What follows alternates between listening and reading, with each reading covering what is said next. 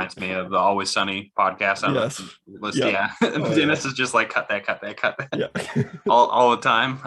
Good shit. Hey everyone, my name is Nathan Jones. If you're new here, I messed it up. All right, here we go again.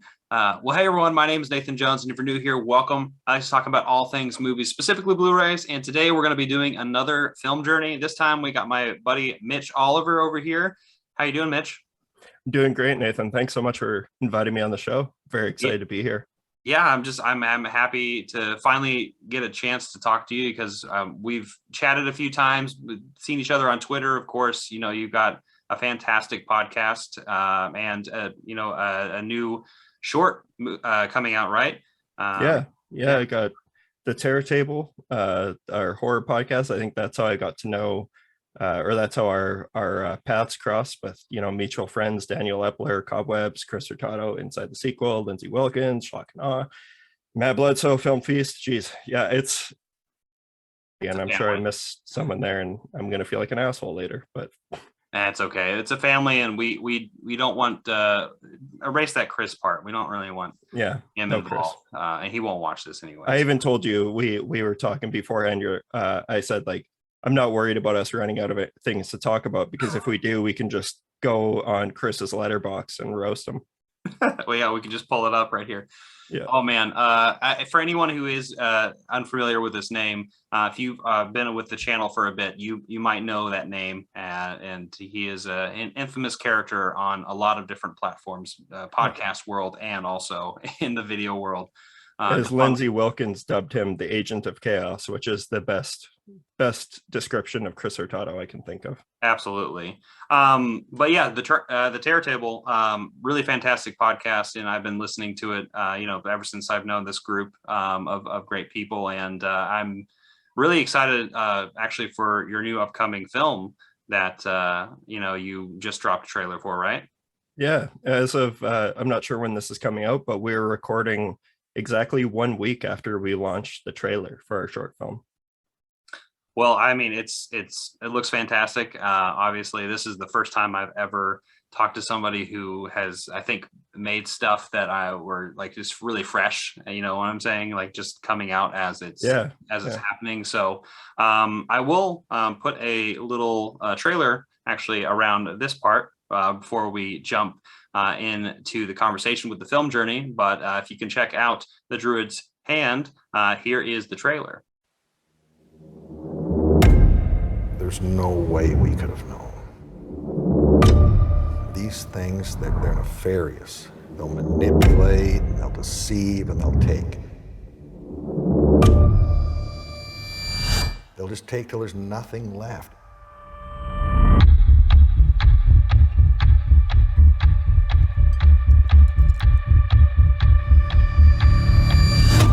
Tell him what you've done.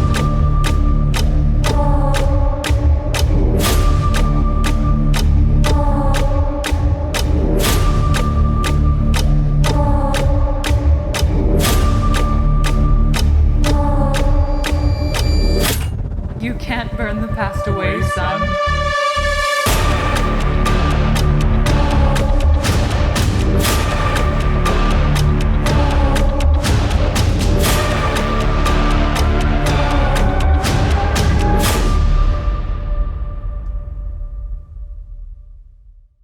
That looks fantastic. Do you have any other things you want to add to that trailer or any context? No, just that it's my first directorial effort. I co-wrote it with my friend Jesse Sawitsky in Saskatoon, Saskatchewan, where I was born and raised up until I just moved away from there. I guess it'd be around 5 months ago, but we filmed it in a small town in Saskatchewan called Alvina, Saskatchewan. It's a village of Alvina, and it's a place where Jesse grew up. He still lives there now. It has a population of around 75 people. Oh, wow. And it is as prairie Saskatchewan of an experience as you can have. Like the Terror Table is lucky enough to have friends visiting from Germany a couple of years ago, and they went and spent a couple days out there with Jesse, and I was so happy for that because they could really see the Saskatchewan experience, where you're surrounded by flat land. But honestly, like as much as people want to shit on it, it's a beautiful place, and that's what I still like. I love Saskatchewan. I wish I didn't have to move away from there to be able to do what I want to do with my life, but we wanted to make a short film with the cinematic landscapes that we grew up around, that we know. Jesse, who is my co-writing partner on this and producer, he had access to a 100-year-old church that we filmed in, and a plot of land that him and I spent close to 2 months building ourselves. We borrowed heavy duty machinery from his family, and we built like a really elaborate set piece for the finale of the film. And we spent so many days and nights and more, like this thing was our life for months. And it couldn't be more exciting to now see it all come together. And when we decided to do it, like originally this thing was it was born from a mental breakdown, honestly. Like I don't want to downplay people who actually have mental breakdowns, so maybe that's not the best way to go about it, but I would say that it was close. It was very close. I was very unhappy and just not doing well. And Jesse and I have been friends for a really long time, and we had plans to watch the Zack Snyder Justice League cut one night. A little bit of this, yeah. And we decided to watch it on his 104-inch projector screen out in at the place where we actually filmed the finale of The Druid's Hand. And while we were watching it that night, like him and I just, we've been close friends for a long time, but that night we were talking about, because I told him, I was like, hey man, I'm going to be moving. I'm moving to Vancouver. I want to pursue filmmaking. I felt like I was like, this is the only thing I want to do with my life, and it's the only thing I care about. And he was so supportive and so great about it, like he always has with everything else in my life. But we were watching the Snyder cut, and I would like to say about 2 hours in, and I can't remember if it was him or me, but we like looked over each other. We're like, we could do this. So, but it is one of those things that, when like you're drinking with buddies and you have this elaborate, but you have the plan, and then you wake up in the morning and you go, let's just never talk about that again. Like nothing's gonna ever go, nothing's gonna come of this. Well, when we woke up that morning, like as I was leaving, which this place is around a 30-minute drive from where I lived in Saskatoon, and Jesse says, like, hey, just like, I'm actually down to do this. If you want to do this, like let's make it happen. And I was like, fucking A, like let's do it. And that's how this was born, and it was the most exciting time of my life. It's by far the thing I'm most proud of. I had you hear stories from, I've been interviewing filmmakers that I admire for 5 years on the Terror Table, and you really don't know just how fucking hard it is until you're actually there doing it. But the very worst moments of this production were some of the best moments of my life. So it just goes to show that this is what I'm meant to be doing. This is what I want to do. And we were lucky enough, we since we don't have a film tax credit in our province, it was cut in 2012. We decided we had advice to go to Kickstarter. So we filmed a Kickstarter campaign, which went on to be 189% funded by the time we were done. It was fully funded within 30 hours. Thanks. Like that was all also happening around like my 30th birthday. So it was for me. Oh yeah. Yeah, exactly. No, but it's this is something like, if you 2 years ago today, this would have never in a million years thought that I would have been able to do this with so many amazing people. But with Jesse's locations and his connections to the community of Alvina and his super supportive family, and then my connections to like our actors like Mitch Clark, who is a former UFC fighter, who was born and raised in Saskatchewan, who we got on board as our lead actor. We have Hugh Douglas Evans, who was just a guy that I know from going to the film festival. And when we were writing the part, I just was picturing him.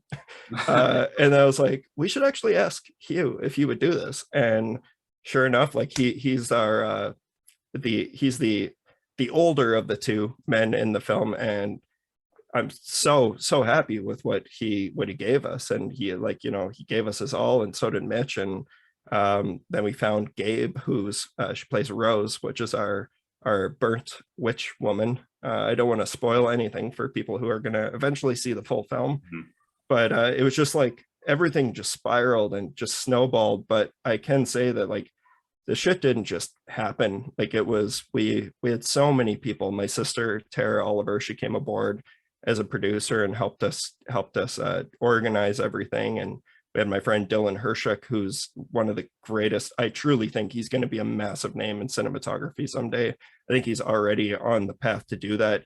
I'm not sure if you're familiar with the heavy metal act Spirit Box.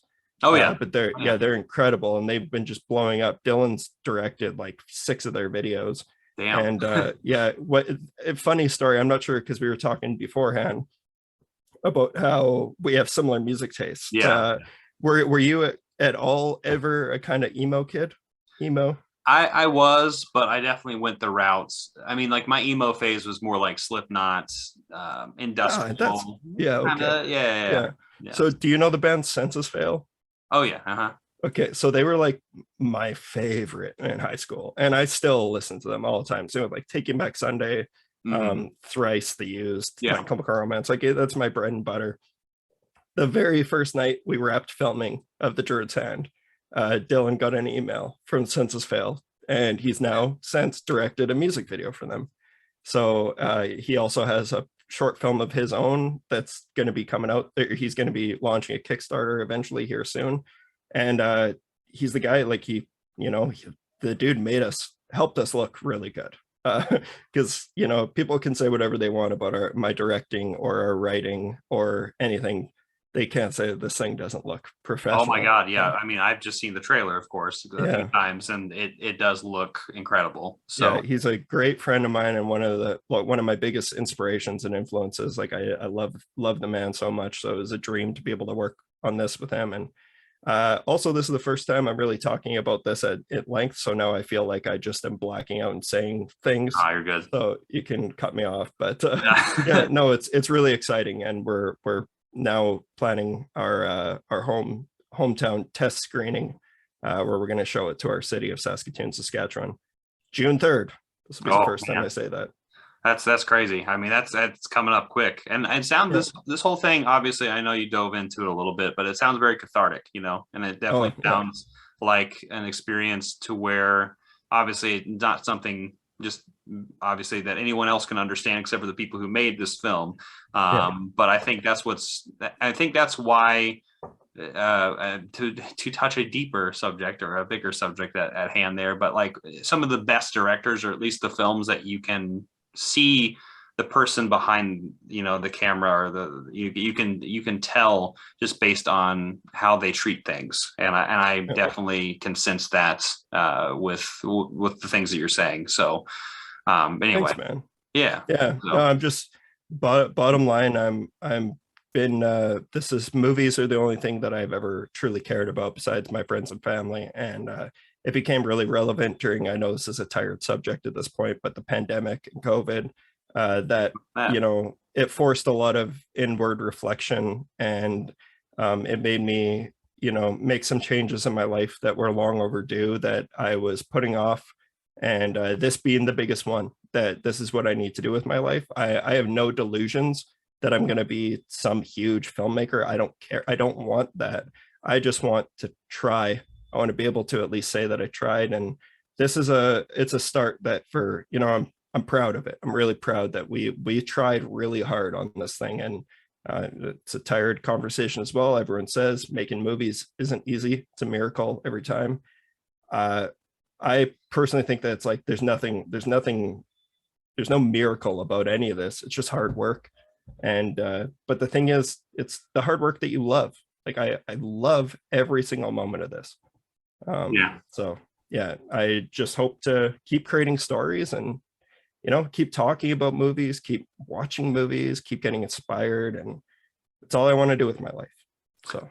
Well, shoot. I mean, now I got to think of something to do with my own. That's the thing.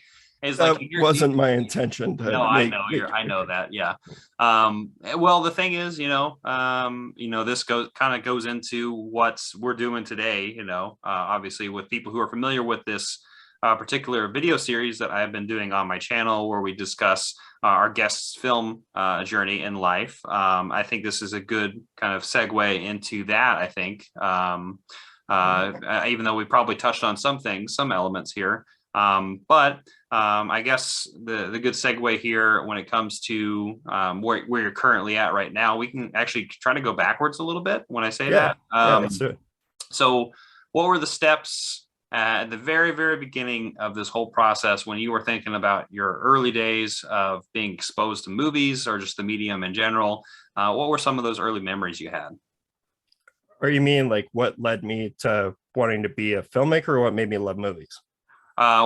Movies first, and then from there. I can say with complete confidence that the very first memory that I have of just becoming obsessive with films is Tim Burton's Batman from 1989. That was, a lot of people have Jurassic Park, which that's also one of mine. But like, you see those movies when you're a kid that just you wore out the VHS, or if you're old enough, you fucked up your dad's laser disc of these things.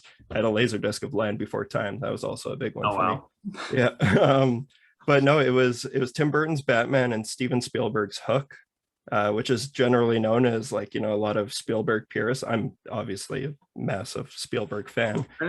Jaws being my favorite film of all time. Hook and Batman were the biggest deal for me. Like, it was, as a kid, we had those copies on VHS, and I just wore them out, and it was nonstop. My dad was one of those weirdos that always had a camcorder glued to his hand. Yeah, my dad does that too. Yeah, so like to elaborate on that too, my dad owned a home theater and audio store, which this is something a lot of people don't know about, that like kind of explains a lot why my brain works the way that it does. But he had a shop before Sound City, before I was born, but the year I was born in 1990, he opened Audio Express. And this was before the time where people could go into Walmart and get a big screen TV. They couldn't go in and get like car audio or anything like that. Like, my dad really focused on home theater and car audio. And so with that, it opened up so many days, nights, like instead of having a babysitter, he'd take me to work and just put me in the showroom, and I would just rewatch Terminator 2, Judgment Day. That's, till this day, I do think that that's the movie I've seen the most out of any movie ever made. So it should, like, I'm one of those guys that like, I say, oh, that's my favorite movie, but I'll say that 40 times. Like, I know for a fact that Jaws, The Thing, Alien, Ed Wood, like those are the movies that I hold so close to my heart, but I feel like those define me as a human. Also makes me sound kind of toxic since two of them don't have a lot of female representation. Jaws and The Thing. Kinda. Yeah, and there's a lot of people who feel that way, feel differently, but either way, it was like, I was watching Terminator 2 at like 5 years old, and it just fucking morphed my brain. And this was the time where like 42-inch TVs were massive. Yeah, like, so my dad would let me sit in that showroom and watch Terminator 2 on repeat. Also, it makes no sense that a kid who's around 5 or 6 would be so into Heat, but I was so into Michael Mann's Heat. And till this day, I've actually noticed more and more as I get older how that's one of my favorite movies. And like, that movie had such a huge impact on me. Like, I'm hoping my next film that I'm hoping to make with my friend Arden, who I live with in Vancouver here, we're hoping to make a heist film. And Heat, I've just been studying it like crazy because it's a perfect movie. So well set up, man. Yeah, it's so good. It's just one of the most watchable movies. Like, it's so entertaining. There's the characters, the direction from Michael Mann. I'm not sure if you've watched One Perfect Shot yet. It's on, Canada has a service called Crave. I guess I've heard of Crave. Yeah, and in the US it's just HBO Max. Yeah. But One Perfect Shot, there's an episode with Michael Mann just talking about Heat, and holy shit, I've watched it like 3 or 4 times now. Like, it's so great. Highly recommend it. But then Gladiator, which I just watched again recently with my roommate. It's one of his favorite movies. But my dad would show the opening scene of Gladiator to try and sell TVs and sound systems, because like that was like now I'm hopping all over the place, but I remember seeing that movie in the theater and walking out of it, and like for the first time, so I would have been 10 years old at that point, Yeah, 2000. understanding how good actors can be with Joaquin Phoenix and being like such a miserable, evil piece of shit. Yeah, piece of And shit. I remember my mom being just disgusted by him. She still doesn't like Joaquin until this day, just because she's like, he's so good at what he does. But it was like, yeah, I remember watching my dad watching my dad sell TVs, and you'd hear like the arrows flying from that opening sequence of Gladiator. And it completely rearranged my DNA. But yeah, so is Tim Burton's that was a long-winded ansst Batman and Hook. It's all visual too. That's the thing, is like, it's all those, that's the thing, is that shapes a lot of, I mean, that imagery, plus also just being surrounded by the technology just in the first place, but also the fact that you had all those things accessible. And I love that you brought up the fact that that 42 inch was huge. It was like, I remember when I had, like a 20-inch TV or something like that in my room. And then, it was in your room? And well, this was like, changer. This was me like, early 2000s, right? Oh, okay. So let me explain. This is like, I didn't have a TV in my room until I was like a teenager, right? Yeah. And there's a small little box, and then graduating from that to the next screen. So every time you got up a screen bigger, you're just like, how in the hell have I been doing this? And that always it always trips me up, because like now we're spoiled because we have 52-inch, 60-inch TVs, and Bro, I got a 65-inch in my room right now. It's disgusting. Well, I got that 100-inch projector. You have 100? And I have a projector room. They say size doesn't matter. Jeez. Yeah, they don't. That's what we're just comparing. But with that being said, though, like, it's like we're so spoiled now, but like thinking about it back then, it's like every time you like went up, which is really rare, but like when you went up, it's like, how have I been doing this whole time? Yeah. Oh, I know. And also the crazy part too is like when the original big screen TVs were coming out too, they were boxes. Bricks. Yeah, and they were so heavy. Like I remember my sister had this like 47-inch that she kept for way too long. Like flat screens had been out forever, and she lived on the third story of an apartment, so it would always be us carrying it up and down, up and down. It's like, god damn it, like it's just crazy how far we've come from. I know. And now you can buy an 80-inch TV for under $1,000 right now. Like it might not be the best thing, but no, that's insane. Up a little bit. Yeah. Yeah. But oh wait, my dad had the camcorder. Where was I getting with that? I'm sure it'll come back. It'll come back.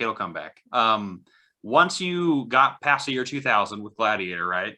Yeah. What was kind of the next evolution of that when you were in your teens, high school area? What was the next direction there? It straight up was the year 2000, and that was the year though that like one of the greatest years in cinema history. Like you have Magnolia, Fight My Club, favorite Tom Cruise performance, by the way. Oh yeah, no, it's so good. Like that movie's freaking phenomenal. Fight Club, like there's The Matrix. There's so many movies that came out in 2000. They're just life-changing. But the one that was the biggest life change for me was Almost Famous. Cameron Crowe's Almost Famous. My dad took me to the drive-in theater to see that one night, and I was kind of raised by him. He was a record head. Like he still has all of his records till this day. But the whole 60s 70s classic rock era was a big deal. Also like Elton John and Cat Stevens and Van Morrison, like just all these. I know those are different genres, but they were. I know what you're saying. Yeah, I worked at a record store. Yeah, so my dad was very keen on showing me all that kind of stuff, and also biopics are his favorite. Like he just loves stories about people, and that's why his favorite movie is Goodfellas, which is another one that's just massive for me. But he took me to see Almost Famous, and that was the first time that I felt.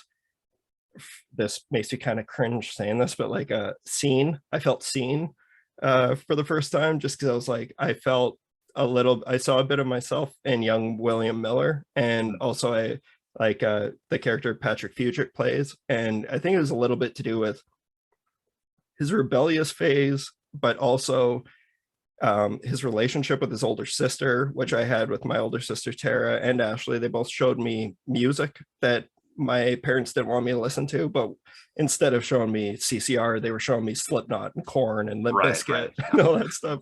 But the sentiment is there nonetheless. Like it was life-changing for me to have my sister pass down her CDs to me. And it was also his the way that he looks at these godlike figures of musicians and artists and creators. And it's like, it really is a coming of age film in most of the senses. And it really, really connected with me. And that was the movie that I credit for not only making me uber obsessed with film, but also music. Like that was the year that I began playing guitar. Like my dad got me a guitar after that for Christmas, and I went on to play in bands from when I was 16 years old till our last show. I think I was 28. So I played in bands that whole time, ranging from punk to metal, hardcore, that kind of stuff. But that movie it had such a massive impact on me. And till this day, like I actually kind of kick myself now thinking about this. Speaking of One Perfect Shot, I don't know if there was a Twitter account. I don't know if they're still going, but it's One Perfect Shot. And I followed it, and they were doing like a fundraiser for something. And all of these directors were auctioning off one sheets, official one sheets signed by them. And I bought the Cameron Crowe Almost Famous one sheet, and it's signed to Mitch, and it says "Whole Lot of Love." Cameron Crowe meant a lot to me. It still does. I still love it. But Edgar Wright had Shaun of the Dead out there. John Carpenter had The Thing and Halloween. And I'm like, as much as I love Almost Famous, man, I would way rather right now have The Thing or Halloween. Right. Yeah, sure. Oh my God, there's so many of those. But yeah, either way, Almost Famous was a massive change for me. But it was around that time was, where I would be. Right. I was that kid who, like, the age old joke that people throw in each other is, "Oh, have you seen this?" No, I played outside when I was a kid. It's like, oh, fuck yourself. Because I really, but truthfully, my main memories of riding my bike as a kid was me riding to Rogers Video or VHQ or Blockbuster, and going and hanging out in the movies, like in the movie store for hours and hours, doing the 7 movies for 7 days, or just scoping out the new releases. But I made friends and true connections that actually continue to this day with some of the employees of these places. And some of them fucking hated me because I was that kid who would just be like, I'd be in there for 4 hours. Yeah. So just pick a movie. Pick a movie and leave. Yeah. Yeah. But I was just obsessed, and I would hang out in the afternoons there. And so like that's where I really, like, my family, we held the record in Saskatchewan, actually. From I know this because I got hired at Rogers Video on my 15th birthday, which was the day that I was legally allowed to work there. And the manager at the time, John, I remember him just being like, you're here all the time anyways. Why don't you just start getting paid? Here. Yeah. Tell me to buy things. Yeah. And rent them. Yeah. And I still have friends from that job till this day that I keep in contact with. Shout out Ryan and Mike Fisher. And it was just you could just watch as many movies as you want, take as many movies home, watch Ice Spiders if you want to. It was great. But yeah, I think that was a long-winded question to say Almost Famous. I like it. And you talking about the video store, and I used to work at a record store. It's all that's coming back to me. I'm just like, yep, I was there all the time as a customer, and eventually I got hired on. And it's there's nothing like it. And I mean, I think people maybe who would watch something like High Fidelity, or at least in my instance, right? One of my favorites. That's us. That's High Fidelity was in my staff picks. Yeah, it's like This Is Us, and maybe not so much the relationships. I don't know about that.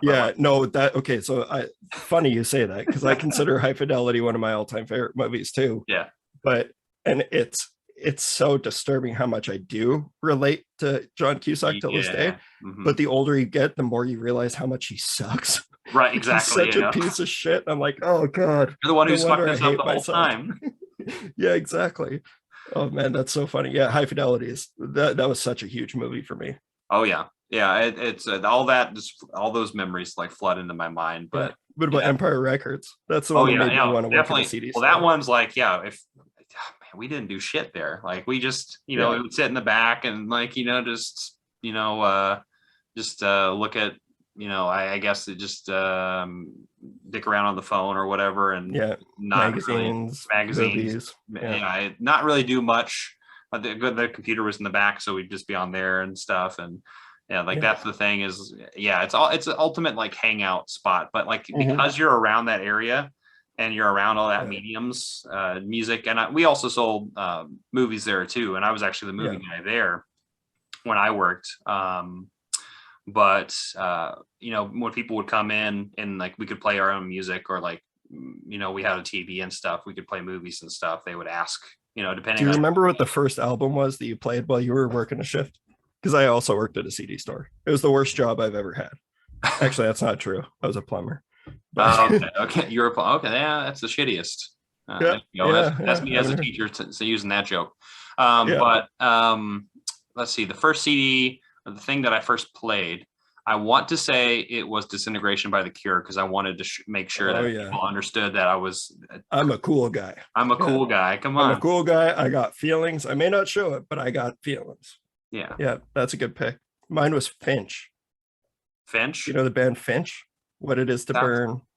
That was the album that I played. And where I thought that was super cool, all of the cooler people that I worked with were like, what's this sellout screamo shit? Like it was, emo, whatever. Oh god, this chair is terrible. I definitely pushed the boundaries of what was acceptable listening. Well, luckily working at a record store, you can play whatever you wanted if it was your turn. Like a real, I worked at a chain, so it was like you couldn't do that at CD Plus. Yeah, well, I worked at a chain that was independent. So our boss was like, we were like one of the last stores, so like we could do whatever we wanted, which was fantastic. But you just Limp Bizkit every day. Oh well, yeah, because we always do it for the nookie. But no, I do remember all the time. There would be a lot of pranks. I don't know if you and your friend, like coworkers, would just prank each other with customers all the time, because that's more or less is like throw everyone is like, somebody come in looking for this one specific thing. It's like, I know who to fuck with right now. I'm going to go fuck with Nathan, and let's just throw this person that way and see how he interacts with it. And that's what happened a lot. I remember one instance in particular that Five Finger Death Punch had just started. And somebody came in and was like, I just went to Walmart and I couldn't find this. And, I couldn't find it there. So I decided to come here. It's like, y'all got Five Finger Death Punch? And then were they wearing a tap out shirt? Some Ed Hardy tap out. Okay, Affliction, Affliction, yeah. And then they pointed to me. It's like, yo, Nathan over there, he knows exactly Five Finger Death Punch. He loves it, man. And then I was like, and I turned around. I'm like, hey, man, get over here, man. And there's like, I love Five Finger Death Punch. It's one of my favorite bands of all time. So let's do it. Like, and I listed a few songs because I had known some of the songs just working there. And it's like, oh yeah, man, you got to check this one out. It's one of the best albums that they have. And just, and then later on when they left, I was like, man, why'd you do that? Oh man. And that you needed to do that. And what's funny is like, so the CD store, one of the reasons I say it was the worst job I ever worked at is that was the only job I've ever been fired from. And I was fired after 3 weeks. And long story short, my band at the time, which when I got hired, I booked the day off because I was like, hey, my band's playing our last show. Like, we're disbanding after this, playing our show this day. And the manager didn't write that down. I told her multiple times. So when that day came and she had me booked and I didn't show up, she fired me. And then a week later, she tried hiring me back, whatever. Terrible, horrible manager. Also, I was a manager of a Blockbuster. So when I was fresh out of high school, that goes to show that those jobs, they will literally give to anybody. So there's no way I should have been in charge. I was an assistant manager of a Blockbuster, and it was terrible. But what were some of those memories of that, like those early high school, like even all into like college age, like were those jobs you were having? No, those were all high school. So like I started working when I was 15, 10, 11. No, I was like 11 years old, but I was the kid who was like, I got a job at like a pizza place that I would go out in the street and hold up like a cardboard pizza and be like I was that kid. I was always hustling for money, but I was always hustling for rentals. Like I wanted to rent movies or video games. That's the whole thing. Yeah. I will never like. I don't know if you guys have them down there, but my dad owned a Booster Juice in Saskatchewan, which is We like, didn't have Boost Juice. I don't think, at least. you know what that is? Like it's like No. Jugo Juice, Jamba Juice. Yeah, I know something what like, I you know those. smoothie Yeah.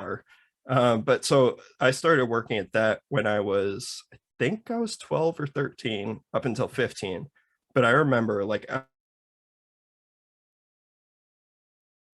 a dish boy, I just wasn't allowed to like, since I wasn't 15, I couldn't touch any of the food and I couldn't deal with the customers. So I was a dish boy.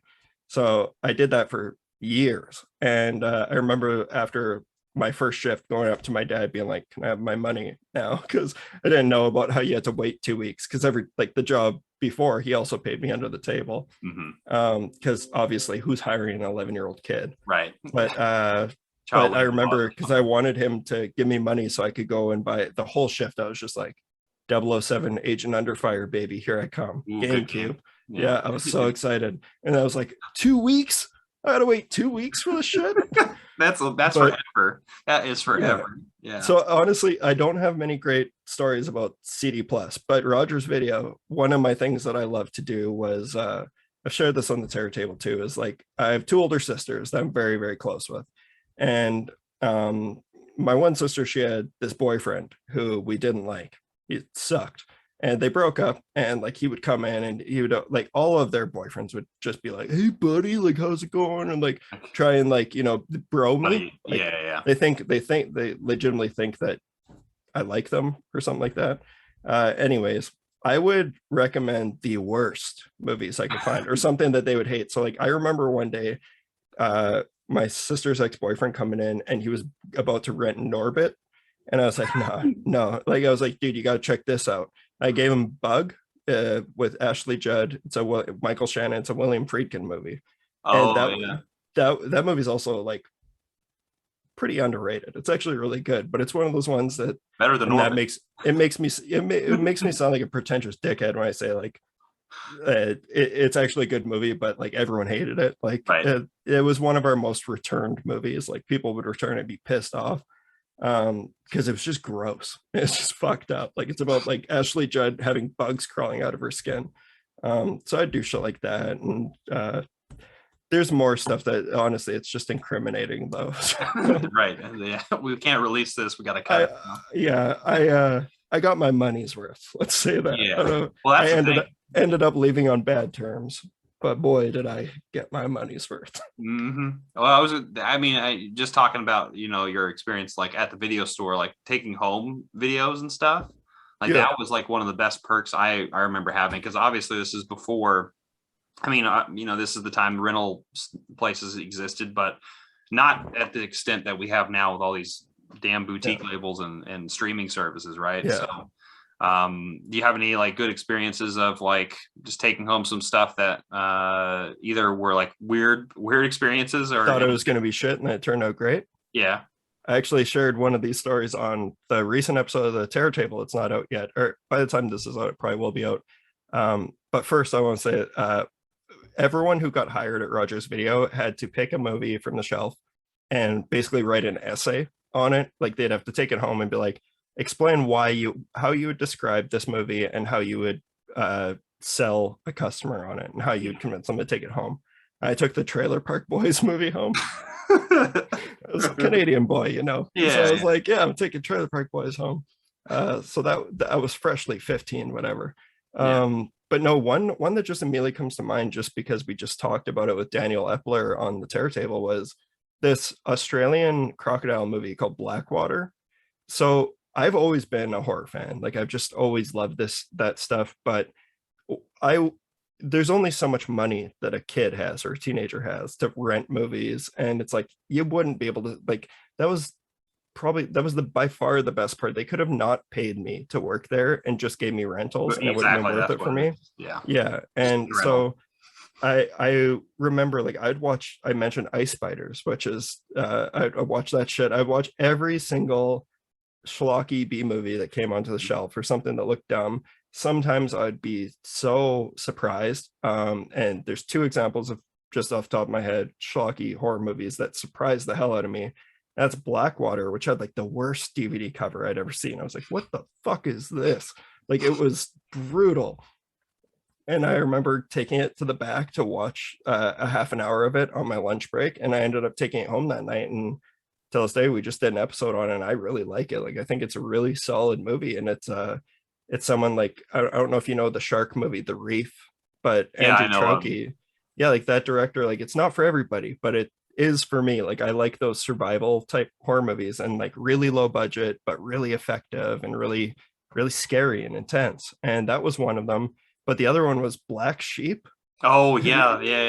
Is You that see a it, New like- Zealand film? Yes. Okay. So Yeah. there's two Black Yeah. Sheeps. There's the one with Chris Farley and Yeah. Oh yeah. I was thinking I David should have. Spade. That's the one that everyone thinks Yeah. of first, but like no, I Well- immediately went for the one I think you're about to talk about. but yeah, but Black Sheep, which was like a zombie sheep movie. Mhm. And it turned, I was like just blown away because I'm like, this movie's fucking genius. Like, and I own it on Blu-ray now. Like, I love that movie. It's so funny. And it's like, you know, it's often compared to Shaun of the Dead for obvious reasons, but I love Shaun of the Dead. So it's great. And there's Shaun the Sheep, and it's all a bridge, Yep. right? Yeah. Exactly. Yeah.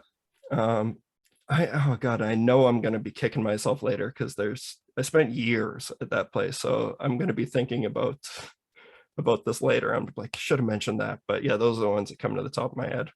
Well, I mean, those are great memories, and this just reminds me, and I'll cut this at that part. But you know those moments where you're working at those stores really do kind of shape you. I mean, at the end of the day, I worked at this record store until kind of I was just about to finish graduate school. No, actually, I just started graduate school, but I remember that my final project, my final paper was actually about the closing of the store, and it had really become a place that I considered a home. And No, it was so sad when they actually all started going under.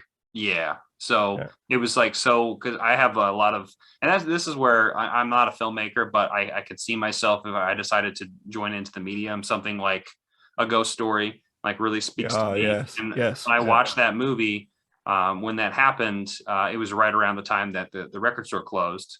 And so it actually like it hit all the right notes, and Yeah. it's really hard to explain to other people because it's my own personal experience, of course, but having those memories of place and the spaces itself, then all the smells and the sense Oh and yeah. like visual sides of everything, it's just like it's all right there. And so that's kind of how I remember these places like early on, and that's why I like talking about like, hey, where were you coming from? What did you do? Yeah, that's, you know, a lot of the reason the Terror Table started too, man, is I could say the same thing about like my dad's audio store. Like, we're talking about how we would rent movies from the video store, and he'd take us there on a Saturday night to watch these movies on.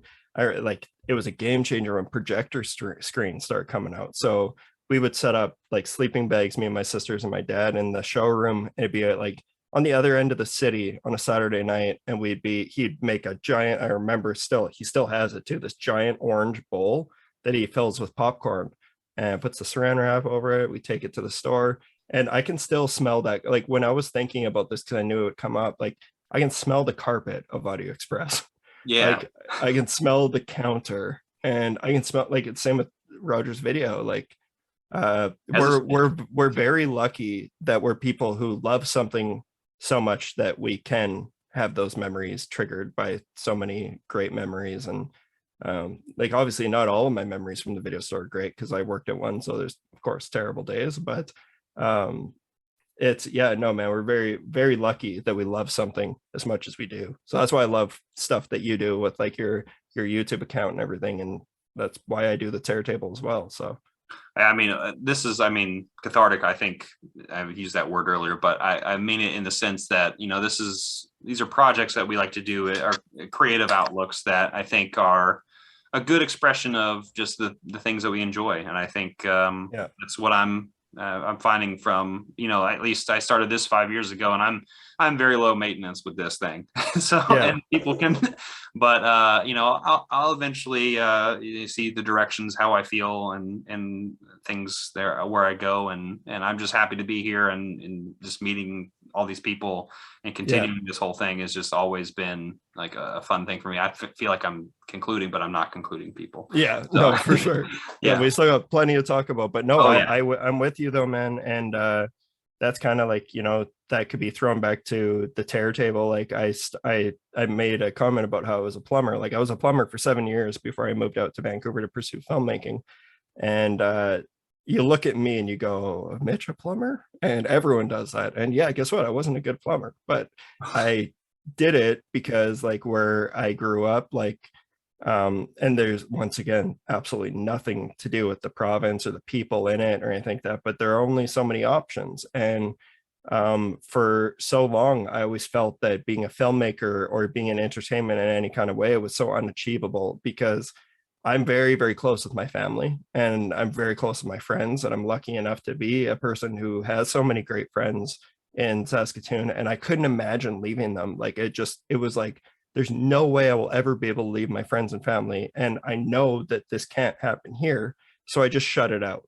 And what that resulted in was me watching 15 movies for one episode of the Terror Table. Like we were talking about this a little bit off air, but I would work my job as a plumber and I would go home and all I would do in evenings and weekends, some call it depression. All I did was watch movies, and that's how I was able to fit in all that time because I had no energy in me because I wasn't doing anything fulfilling with my life. I wasn't happy with what I was doing. And the Terror Table was born out of me needing that outlet. Like I needed it. I needed to have that time to share those conversations that I would have normally shared with coworkers at Rogers Video, or not. I've like I just said, I have a lot of great friends, but most of them don't give a shit about movies. Like everyone likes movies. Everyone can go to a movie and be like, oh, that was good. They're entertained. It's over. I like digging into how Blue Valentine completely fucked with my psyche and my entire being, and movies like There Will Be Blood and Magnolia, like all PT stuff. Starting the Terror Table made me realize that there's so much more to the passion that I have in me than I thought, because I was never really able to vocalize it fully. And by doing a medium like this, like with what you're doing or what the Terror Table does, we're able to talk to people anywhere and meet people just like us. That there is a lot of us out there, but there happen to be really scattered. And it was the 5 years of the Terror Table where it was getting to talk to filmmakers and other people who just love this stuff as much as we do, that was like, there's no other option for me. I it's this or death. Like, it sounds dramatic and everything, but I'm dead serious. Like, I honestly think that if I would have stayed doing what I was doing, I would not survive long. And that sounds melodramatic and fucking crazy, and like but seriously, man, like I can't. You just need to be able to talk about the stuff with people who really care about it, and you got to be able to do what you love. Yeah, I mean, you need to be. Ways. Yeah, well, I mean, a lot of the things that you've been mentioning are hitting some truths on me. Like you said, call it depression, or like, ooh, a little close to home. But the only reason I say that, I mean, obviously, you work through your stuff, right? But this through movies. This channel myself is like, for me, it's cathartic. It's a thing that I can get through, and I can put this to words. And usually I don't interact as much, and that's the thing that I might be missing, because I don't have that a podcast where I have an occasional guest, but a lot of this is like just very self. Just talking to a camera, and that's all I'm doing, which is fun because I have a lot of people I interact with, obviously, still. But I don't want to go on a side rant there. But I think I think that speaks a lot to me. So I get it's either this or death concept, because I hate being held down with something, just settling with something that I just sustain, something like the current cycle that I'm in. I want something a little bit more, and it's nothing crazy. I just, something that, like, you want to drive, you want to keep making, like, you creating the Druid's hand, right? it's like it's these things that are, these are accomplishments, and you feel proud about it, and that's what you want to do. So now you need to feel fulfilled, man. And I'm sure you feel fulfilled from many episodes that you've done doing this. And like you should. And that's, why the Terror Table's still going after all these years, is like it feeds the soul. And one thing I do want to make clear though is like I don't want it to make it seem like I'm generalizing my path, because my path is not anyone else's but my own. But like there's a lot of people like in Saskatchewan. You can go to school, you can be a doctor, you can be a lawyer, you can be a salesman. There's so many different things that you can do in Saskatchewan. They're amazing. And that a lot of people would they find their purpose and their fulfillment from other things. For me, it's like, I need to do what I care about at all times, or my brain goes crazy and it's not good for anybody. But that's the thing, is like you look at, like, I did 7 years as a plumber, and it's like I did that because I wanted to be able to sustain myself and make a decent living. And also I couldn't fathom spending thousands and thousands and thousands of dollars to go to school to be a doctor, a lawyer, a teacher, or anything like these, when I know that I'm like, I don't even know if I want to do that. So there's so many people who do that, and it's like, well, and this can be related to anything. And I actually kind of hate, I'm sounding like a motivational speaker. That's what I was thinking in my head. Like, what I was saying is like, do I sound like a motivational speaker? Right? It's like, I'm not trying to do. I am not someone that you should be listening to as a motivational speaker. But what I'm saying, what I know for myself, is that it takes a lot of fucking effort to do anything, to make anything last. So you may as well be using your energy to do something that is going to give some kind of that's going to give back to you somehow as well. And sorry. So I have a Welcome good to my segue. TED Talk. I have a good segue here, actually. This makes me think of, you mentioned earlier before, like, Burton and Spielberg, of course, but I always ask the questions too, like, what are some of your favorite directors? I mean, even from back then, but even to like this day, where you're at currently.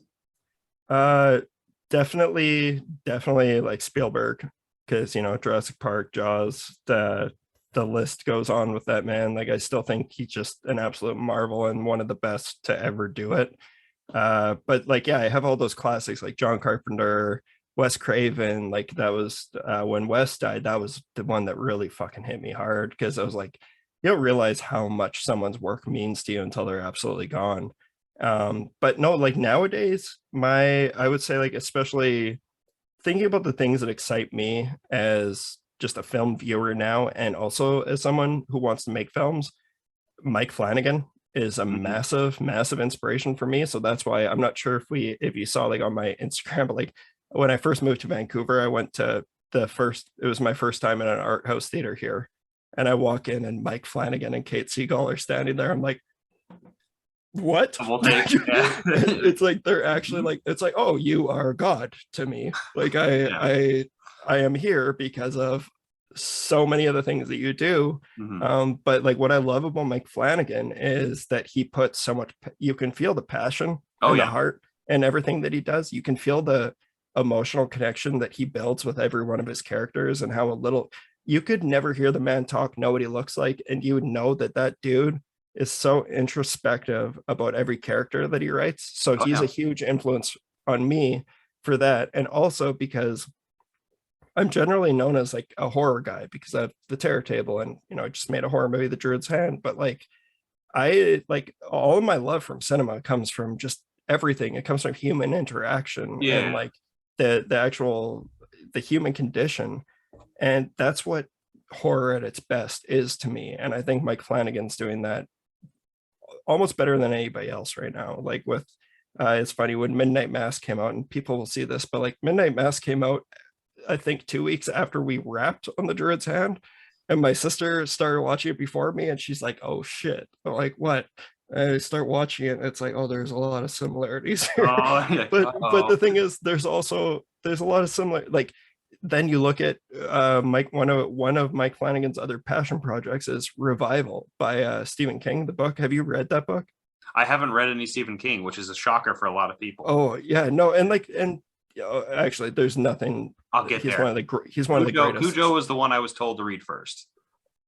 Yeah, there's just a couple that you can't go wrong with, but Revival is like a newer one, Okay. and I actually just finished it a couple days ago, and it rocked my fucking world. But it's also like, oh god, this is the Druid's hand. But it has a lot of It's all those similarities. influences. That's where I was getting at, where that segue, that's where I was thinking. I was like, well, all the things that what you're currently doing, it's like, oh, it's coming Yeah, from all these yeah. people that you've interacted with. And I loved hearing my friends host a podcast, Let's Talk About Stuff, and they were talking about the trailer on this week's episode. And Steven, he was mentioning, he's just like, kind of reminds me of like one of the ghosts from Oculus. And I was like, that's a movie that like a lot of people shit on, but Oculus is one of the biggest, it's one of my biggest inspirations. Like I fucking love that movie. I remember going to that movie just because I went to every single horror movie at the time, but it was like, this is a WWF movie, like it was presented by WWE or whatever. I used to watch And wrestling too, so we could go on that rant. Yeah, but it was just like I wasn't expecting a lot, and I remember leaving the theater with my jaw dragging on the floor. And like a lot of people write that movie off as like Hollywood or glossy. It's just like, we did not see the same movie, because like the ending of that movie was so grim and so brutal, and it really left an impact on me. But like, I love all of Mike Flanagan's stuff, and since I moved to Vancouver, I've had the pleasure of being in a room with him 3 times, because he was there when I went and saw Possession from the 80s. They showed that at the theater. I still have not seen that. I have it over there. Buddy, it's gonna be a thing. I know. Yeah, that was my favorite discovery of last year. And by discovery, like I'd heard about it so many times, but holy fuck, is that movie amazing. But then he came back to do a double feature of The Shining and Doctor Sleep, and he talked before both of them. And like, this might seem sacrilegious to a lot of people, especially as someone who like I've made it so clear how much of a fan I am of Stanley Kubrick's The Shining. Yeah. And I remember when I first saw Doctor Sleep, I didn't like it. Like I really didn't like it. It's so different. I swear to God, I honestly think that they're neck and neck now. Like I'm obsessed with Doctor Sleep. I love it. And I think it's just I wasn't ready for it at that time. I hadn't read it before either, so I didn't know the drastic tonal changes. Mm-hmm. But either way, yeah, like that. And then I just recently went and saw Gerald's Game with him and Carla Gugino. I still haven't seen that myself. I know it's on Netflix. I know.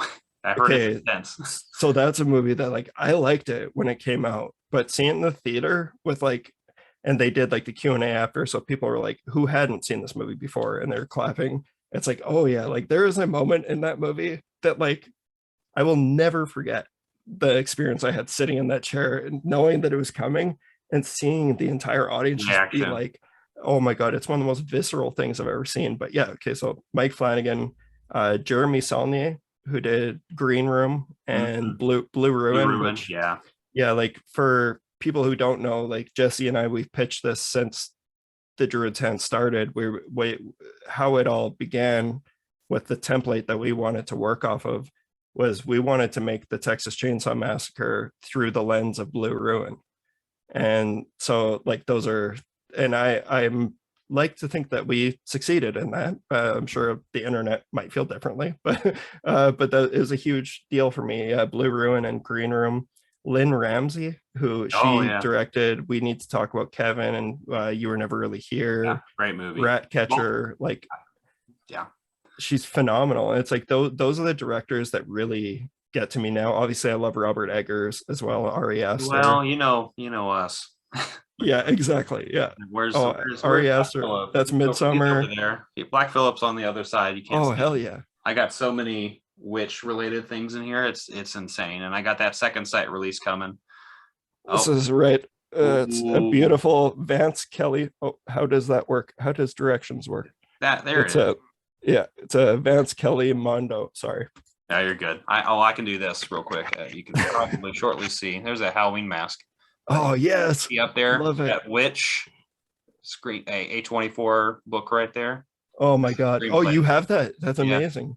And there's Black Phillip right there with those eyes. Is it a Black Phillip pop? Yeah. Pop. It was a gift.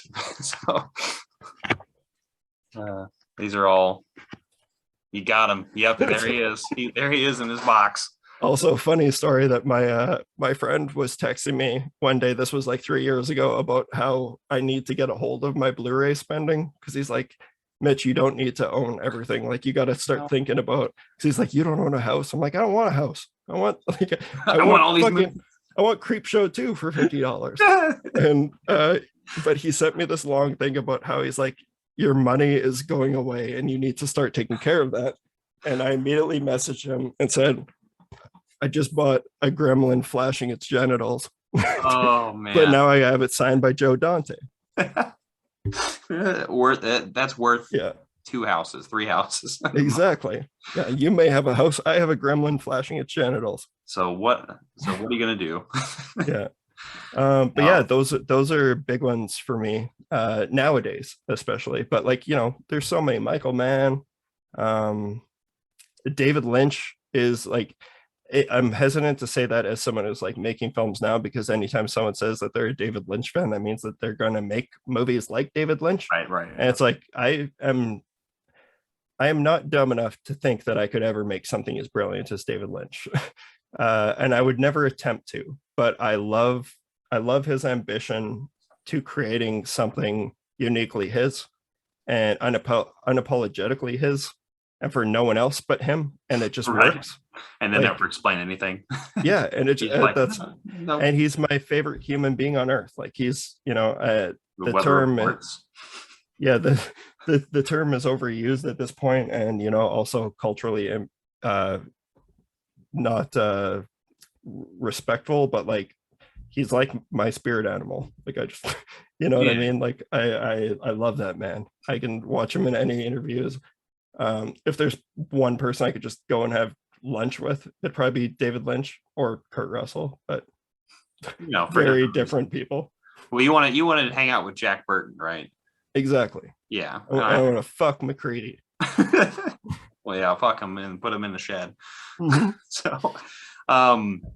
So this actually is a good transition here, I think. Now this might be a difficult one, but if you could be any of those filmmakers' films, who would you choose? If you could just be, I mean, even if it's just a fly on the wall, don't think about it too much, you know. Okay, because I was about to say, did you hear the ones I named off? Yeah, I Bad know. things happen to all of them. Just be in the background. You don't have to be the main. You don't have to be the lead or anything like that. Who would you want to work with? Mike Flanagan. Mike Flanagan. Yeah, which is funny because my roommate works with him. But yeah, no, I would love to watch his process. And you know, also like one I didn't mention, if I could add this and then I can choose this, Guillermo Del Toro. Oh, Like love that guy. yeah, and like Pan's Labyrinth is just a massive. Well, there's those two guys, and they're right there. Yes. Pan and Yeah, Fano. Yeah, Fano. that's one of my favorite movies. Yeah, no, it's Pan's Labyrinth is as perfect as it gets. Oh baby, I have a Pan's Labyrinth poster in our living room too. Yeah, no, it's one of my favorite movies, and he's someone who makes stuff that to me is like so unachievable, because like even if you look at like Nightmare Alley, his latest film, you can say what you want about the movie. I actually really like it, but I really like it. Yeah, it's great. But like the set decoration and the set design, like how he builds different worlds, that like that's what I would love to do, but I am not naive enough to think that I would ever have any kind of money to be able to do what Guillermo does. But I would be a fly on the wall in Crimson Peak too. Like that's a movie that, like, you know, the movie, it's not one of my favorite Guillermo films, but the set, man, does it look the set looks Yeah. immaculate. Yeah.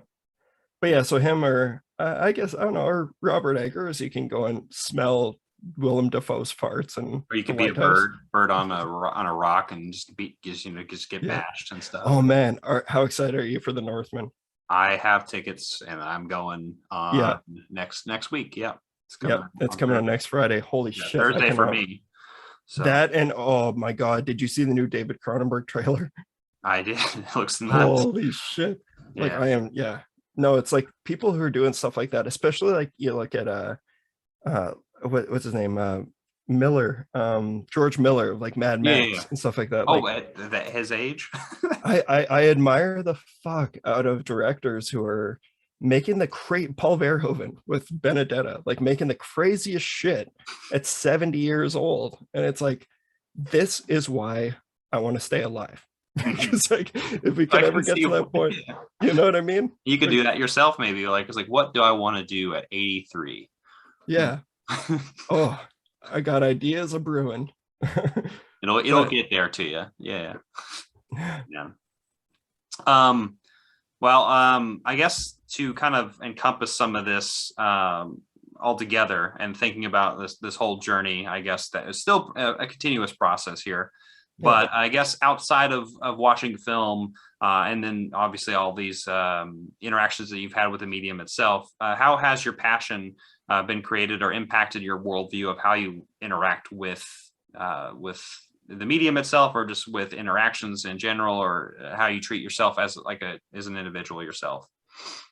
Well, I think it's just over the years, especially through doing the terror table and realizing just how not alone I was, and like feeling like and that sounds corny or whatever, but like they're like people like you, Daniel, Chris, Lindsay, Mike, got like all like Matt Bledsoe, like all those people where it's just like, if we could have all just been born in the same place, it would be perfect. But it's getting to know people like you guys and other film fanatics that just like kind of make me feel less like a weirdo and more like this is actually something valuable that could be like, it's appreciated, like to have this kind of passion and knowledge and respect for something like film. And I think this is also this jumping to another point, but like lately I've been going through a lot of the classic cinema that I hadn't seen before. So like I've watched some classic noirs like Out of the Past. Ooh. There's a 90s one from The Last Seduction. I watched that. It was from 96, I think. Linda Fiorentino, Bill Pullman, and Peter Berg. It's so good though. Like these movies, like I love just knowing that there's always something to discover. And like Out of the Past is one of the most beautiful movies I've ever seen, and I think that one was 57 or something. I could be wrong about that. 47? 40, yeah. Hold on a second. It's Well, it's like, Where's it at? oh, you got that Blu-ray? yeah, it's You always keep that motherfucking thing on you? Oh yeah. Yeah. It is right here. Yes, great film. And So it's good. 1947. Yep. Yeah, no, it's that, and like I honestly, I'm a huge Coen Brothers fan, but I just saw Blood Simple for the first time not too long ago. Hold on a second. And It's you right got that too, yeah. And like I'm actually not the biggest De Palma fan, but which seems sacrilegious for a lot of people. I love Carrie, but Blowout, holy shit. I love that movie. Like that's a masterpiece. That's my favorite De Palma movie. Without a doubt. It's like Yeah. there's nowhere, it comes nowhere close has he ever made something that brilliant. And yeah, there you go. Yes. No, but it's who's next? Leaving Las Vegas. That's not here. Okay, you'll get there. You've seen it though, right? A long time ago. Okay, so now you got to watch it as an adult, especially if you like sad cinema, which is like my bread and butter. Like I like movies that make me want to die. Like I like movies that are so emotional. Well, and, I know you brought up Joaquin Phoenix earlier, but have you seen this one yet? I just watched it. It's great. It's so great. That was my favorite love last year, and you were bringing up like how much we used to hate this guy because of Gladiator. Yep. And you're just like complete 180. You're just like, I love this dude. No, I love Joker. I don't care. I actually unabashedly like that movie. Who hates that movie? Do you know anyone? Oh, so many people. I'm pretty sure Chris and Daniel and everyone I know who has seen Joker hates it. And it's become so popular. You'd be like, oh, well, it's an incel movie. It's like, well, congratulations, you entirely missed the point. You're not supposed to be this person. You're not supposed to like You're this not guy. supposed to like him, and you don't like him throughout it. Like, sure, you might feel for him at a couple times, but that's just good storytelling. Mhm. The fact that they can make you even, but people they defy that at every turn. Whatever, people are gonna hate me if I keep talking about Joker. Come But on. no, like Michael Mann's Thief, like watching stuff like that. My favorite part about it is like, or it's always knowing that you can find something new and find something to love that you didn't know was there, and that can evoke that feeling that something gave you when you were a kid, or at a perfect moment in your life. Like me and Boozy always talk about like breakup movies, and that's every time a host from our show quits, we go right to like shark movies or gator movies. And it's like it's the same, man. Like I go to High Fidelity or Blue Valentine, which is just I've unfortunately lived. It's one of my favorite movies too, and it's because that movie rips my fucking heart out. Like that movie is scarier to me than any horror movie I've ever seen, because it's human, it's real, it's something that happens to a lot of people, to more people than you care to admit. But I love especially how this is all affected me and changed me as a cinema fan and now a filmmaker, is like I'm watching stuff and I'm studying it and appreciating where the greats came from. I just watched The Seventh Seal again recently with Ingmar Bergman, and that's a movie that could bore some people to tears, and I totally get it. But for me, it's like it's watching how people got it done and how people, like, it may be boring for some, but like that movie kept my attention the entire time, and it's so gorgeous and contemplative and beautiful. It's like poetry listening to the writing in that thing, and that's what makes me want to make this shit. Like I want to have those moments like in Almost Famous, where Philip Seymour Hoffman explains over the phone to William Miller about how he's uncool. He's at home and he's like, yeah, that's how you're always going to be, because you're one of us, you're a fan, and like you are not them, and like of course you're at home, you're uncool. I know I just butchered that, but the sentiment is there. But yeah, once again, long-winded answer for why I love cinema. Why I love cinema. Write that down, kids. I hope you enjoyed that. But yes, I know honestly, this is I feel like I skipped a few things, but that's the beauty of this whole film journey, is that I just think it all flows naturally with the conversation, with whatever's going on. So I greatly appreciate you coming on and promoting your new upcoming film. And what month is it coming out? Remember? Well, we're going to be showing it in Saskatoon as a test screening because it has to be a test screening. We're hoping to play festivals. So follow us on Instagram, Twitter, Facebook at The Druid's Hand, hoping to play festivals everywhere. But this is our first project, so hopefully we can just have some people take a look at it and consider it for their festival, because I just want people to see what our small crew in Saskatchewan made.